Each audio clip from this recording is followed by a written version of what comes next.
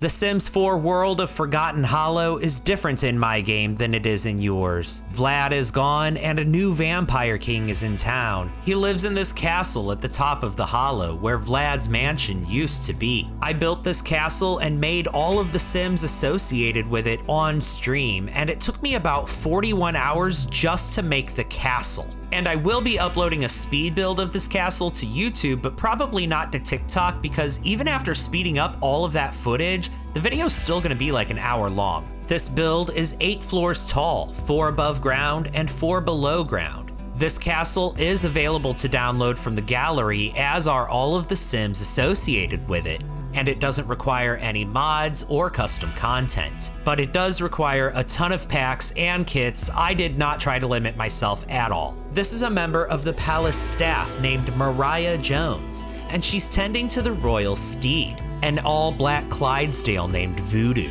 I'll talk more about the staff in a bit. This is the Vampire King, Alexander Petrov. He's erratic, an art lover, and creative, and he has the vampire family aspiration. But his legitimacy as king has been called into question, and in order to maintain his power, he must marry someone of royal descent. So he called on his royal aide, the dark wizard Morgana Amethyst, to help him resolve this problem. She is bound to the king by this tattoo on her arm that kinda looks like a person transforming into a bat. And with so few royal bloodlines left in the world, Morgana proposed the idea of resurrecting a dead bloodline. Emilia Zambrano was born into royalty, the princess of a nation that no longer exists. Her father was a greedy and corrupt king, and his reign came to an end when the kingdom revolted.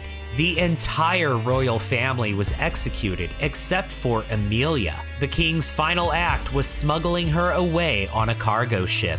But that ship never reached its destination and was presumed lost at sea. None of the crew or passengers were ever seen again. And now, hundreds of years later, Emilia has reappeared as the fiancée to the Vampire King. Richard Albert Paddington III is the royal butler and comes from a long line of butlers. His father and his father's father were butlers, as are his children and his cousins. The Paddington name is like a pedigree for butlers, and Richard Albert has served Alexander for most of his life.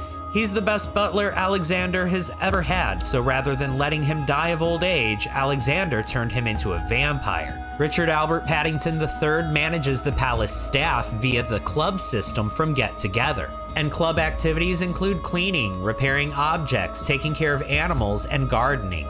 The palace staff includes Mariah Jones, who we saw earlier taking care of the royal steed, as well as her mother Edith Jones, a lifelong maid, and also a man named Leonardo Gardner. He's the gardener, and also a werewolf.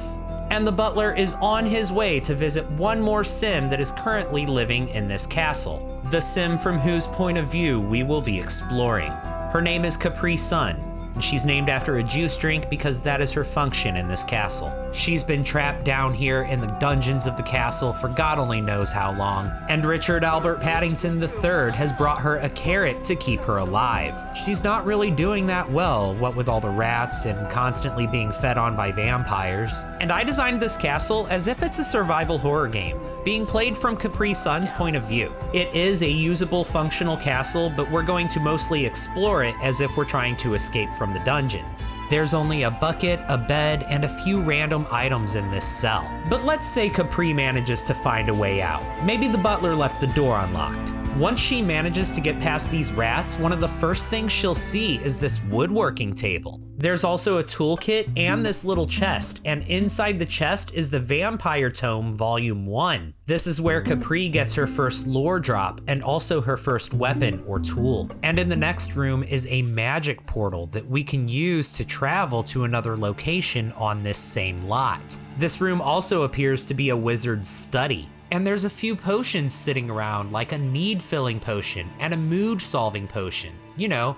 as stand-ins for health potions and status ailment potions. And there's also a private toilet and shower down here. The only way forward appears to be through this portal, and when we go through, it sends us to this dark, ritualistic area. I imagined this area to be like a first encounter with the dark wizard Morgana, kind of like a fight with a boss that comes back later. I even put a repair kit in here to keep with that video game mindset, and there's a cauldron where you can brew potions or cook food before advancing to the next area, where suits of armor guard a room with 4 coffins and a magic portal inside. I imagine ancient vampires are sleeping in these coffins, not to be disturbed. Before we go through that portal, there's a ladder at the end of this path, and down this ladder are a few Easter eggs, like this Resident Evil inspired save area with a typewriter and a repair kit. And around the corner I put the wishing well. Pay no attention to the fact that it's over a sewage grate, but the only way forward is back up that ladder and through that portal. Which brings us to this junction where we could either go forwards towards this sewer or to the side up this ladder. Taking this ladder will lead to a long narrow path, which will lead to another ladder, which will lead to another long narrow path, which will lead to a treasure chest with a sim ray inside. Taking the other path towards the sewage drain leads to a woodworking table as a stand-in for a weapon upgrades table. And there's all these weapon and upgrade crates from Journey to Batuu. You know what it means when a survival horror game gives you a whole bunch of weapons and ammo, right? Boss battle. Yeah, this is definitely a boss room. I'm thinking some sort of mutated sewer creature that's been experimented on. Obviously, you can't do that in The Sims, but I'm using my imagination here, okay? And then you take this wooden catwalk to a science lab where that thing you just defeated was probably created. There's a laptop and a file folder to indicate a lore dump here and a chest with the Vampire Tome Volume 2 in it. Go below the wooden catwalk and you'll find an open path. This is your way out of the dungeons. At the end of this path is a bonfire as a reference to Dark Souls. After resting at the bonfire, you can take this ladder to exit the dungeons. And you come out in this Resident Evil save room with a typewriter, file folder, repair kit, and even an inventory chest. And after all that, we've only gone up 2 floors. We started out in basement level 4, and now we're in basement level 2. And this door is actually a hidden bookcase door in the tasting room of the castle's winery. Again, taking inspiration from Resident Evil 8, connecting the dungeons to the wine cellar. And the next room is the cellar where the wine is made and stored. And from here you can take a staircase up to the top floor of the basement, which leads to the butler's office and the Volume 3 Vampire Tome. Through that office is the butler's bedroom and bathroom. And next door is the laundry room for the castle with a bunch of laundry machines. And through the laundry room is a utility room with a water heater and a fuse box. This is also the staff's break room. The house staff bedrooms and bathrooms are also on this floor.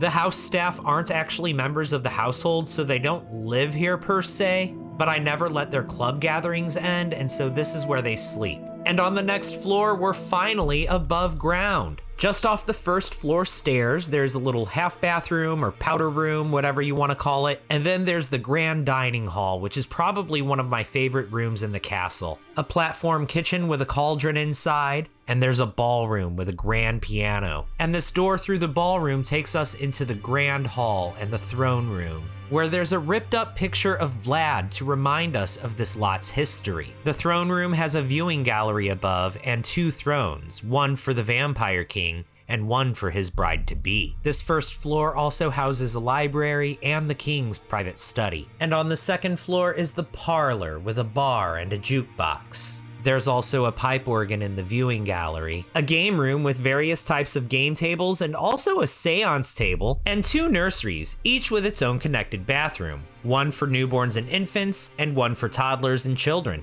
We have to take these rickety wooden outdoor stairs to get to the 3rd floor, and that leads to the den. The 3rd floor is basically guest rooms, and this is also where Morgana sleeps. And there just might be a secret hidden in her room. And on the 4th floor are the cannons and the bell tower, as well as the royal suite. Also, the ultimate vampire tome is hidden somewhere in this room. Though effectively, this is just Amelia's bedchambers because Alexander does not sleep in here. He has that vampire affliction that requires him to sleep in a coffin, and he sleeps in the coffin in the top of the tower next to the castle. And the only way to get into this tower is to teleport or fly as a bat, which Alexander can do. And there's even more to this castle that I haven't shown you because I don't want to spoil everything for the people who want to download this from the gallery. My name on the gallery is Jeremy_Gone Wild. Thank you so much for watching. I'll see you in the next one.